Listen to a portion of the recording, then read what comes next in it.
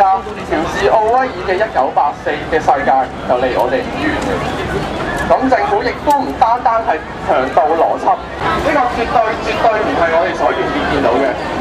所以反對校園驗毒計劃唔單止係中學生嘅一場仗，更加係所有學生。而家青年貧窮係貧窮人口增幅最大嘅一班人，咁青少年貧窮就唔係佢哋濫藥嘅原因之一咩？我喺度都作出一個呼籲，希望在場嘅各位同學可以踴躍加入中學生聯盟。要知道你哋嘅力量係對成個運動十分之重要嘅。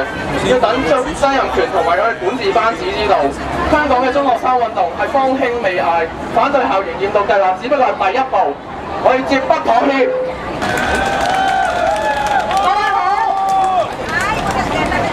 葉浩義代表住 Y Talk 同埋青年聯社嘅。長話短説，因為我哋之前已經開過幾次招待會，就係講話即係呢一個校園驗毒計劃根本係不利於中學生嘅，同埋不利於製造一個友善嘅校園環境。但係我今日所講嘅嘢係，根本政府從來冇攞出理據出嚟去證明呢個驗毒計劃係禁毒政策嘅其中一部分。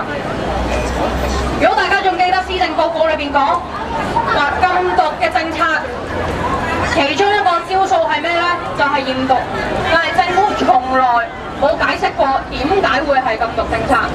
同埋有一樣嘢好緊要，佢係從來冇拎出理據出嚟，話俾大家知點解驗毒計劃係冇任何嘅負面影響，即係話其實我哋而家所講傳媒成日講話驗毒點樣好法點樣幫到啲年青人去戒毒，但係試問有冇人曾經拎出理據出嚟話俾我哋知，其實驗毒計劃唔會令到學生有冇壓力呢回事，根本冇人會解答過呢個咁嘅疑團，甚至係日後嘅配套措施根本就從來都未提過。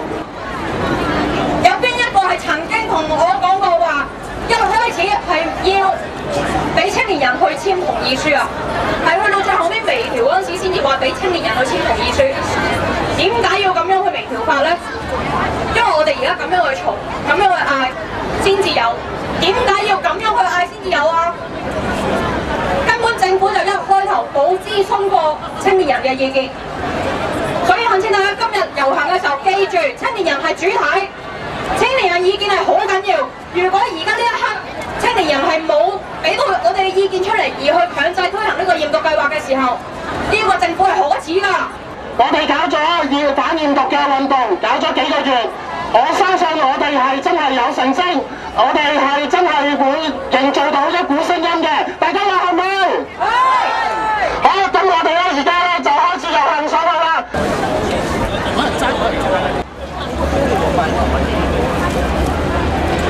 準備好未？好，我哋遊行，我哋開始行上去啦。強制不治標，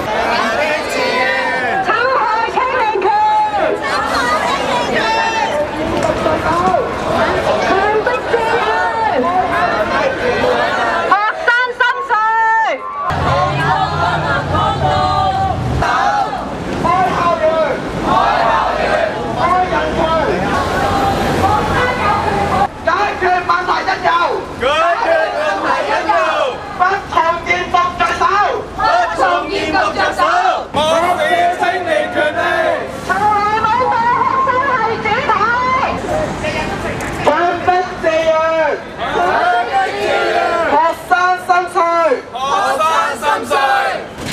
好，各位朋友嚇，我哋咧嚟到政府總部嘅門口前邊，政府總部門口外邊嘅集會㗎啦。去驗毒說不，去驗毒說不。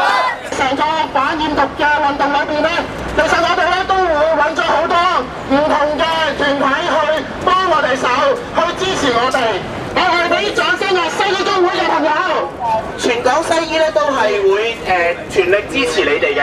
我哋咧希望政府用文明嚟說服我哋，用理性嚟說服我哋，因為我哋作為西醫係現今科學嘅使用者，咁我哋咧去睇翻校園驗毒呢一件事，其實係一個醫療程序，而作為醫療程序咧，佢係未能夠得到世界上一啲實證證明佢能夠有助於抗毒。亦都反而咧調翻轉頭係有好多嘅實證咧，係證明咧咁樣喺校園或者屋企裏面推行，無論係自願或者非自願嘅驗毒方式，對學生或者對年青人喺無論心理上或者喺各樣方面咧都係有壞影響。咁所以咧，我哋咧作為一個有良知嘅成年人，咁我哋咧好欣賞大家能夠企出嚟為自己嘅權益爭取。於是乎，我哋咧願意向你哋貢獻我哋嘅一啲嘅所謂嘅專業意見，就係話一齊去話俾政府聽，你咁樣做係完全唔 work 嘅。我係鄭伊文，香港執業藥劑師協會。咁如果喺關於濫藥嘅，當然藥劑師係非常之關注嘅。咁而我哋而家咧就質疑政府就係行呢一個驗毒計劃啦，喺一啲學校裏邊咧，咁咧亦都係咧會唔會係侵犯咗我哋嘅青少年嘅人權？咁如果係驗的話，點解唔係全世界每一個香港人都要驗呢？點解只係青少年驗呢？係咪淨係佢先會識得係濫藥呢？咁同埋點解唔打擊問題嘅根源，而係就係嗰個 drug supply？ 咁另外啦，我哋都想政府係提供證據嘅，喺邊啲地方係真係做咗呢個校園驗毒呢？係真係減低咗嗰個咁樣嘅校園裏邊嘅濫藥嘅情況呢？會唔會有機會就喺科學上呢個化驗裏邊，永遠都會有一啲咧係假陽性嘅出現？有一啲藥物，佢亦都會咧係引致到咧有個陽性嘅反應，係咪代表呢一個人就會係已經俾人哋有一個標籤？係咁，我哋好高興有好多專業嘅人士嚟支持我哋嘅。咁我哋今日咧，亦都有部分議員嚟撐我哋嘅，包括係何秀蘭議員。係咁，我哋俾佢講兩句先。校園驗毒其實就係校園濫權，政府咧就利用家長同埋老師對佢哋子女嘅擔心，利用家長教師呢個弱點，開始喺校園濫權。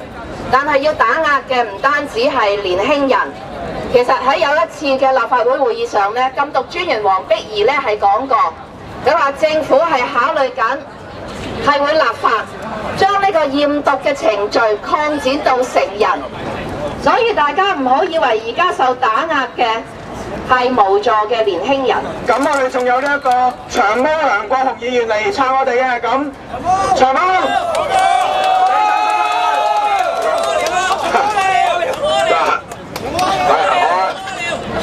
如果佢繼續係咁咧，我真係會喺立法會度屙尿嘅。